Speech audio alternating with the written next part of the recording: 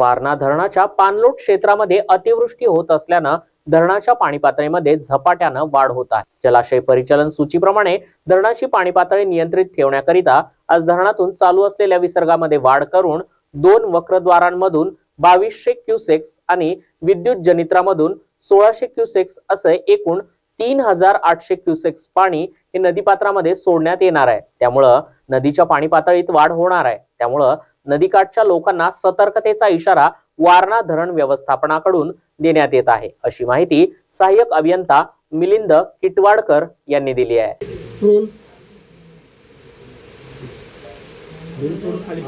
दिनांक 23 जुलै 2024 रोजी वारणा धरणाची पाणी पातळी 620.50 इतकी झालेली आहे आणि धरण 81% भरलेलं आहे। मागील वर्षी ह्याच साधारणतः 27 जुलै दिवशी हे धरण 81% झालं होतं।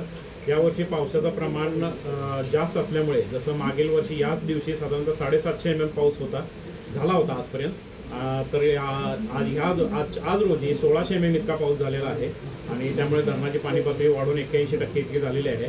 जलाशय परिचालन सूचीप्रमाणे धरणाची पाणी पातळी नियंत्रित करण्याच्या दृष्टीने आज 23 रोजी आपण धरणातील 2 वक्रद्वार 1 मीटरने उघडून 2200 क्युसेक्स व पॉवर हाऊसमधून 1600 क्युसेक्स असं 3800 क्युसेक्स इतका विसर्ग नदीपात्रात सोडण्यात येत आहे।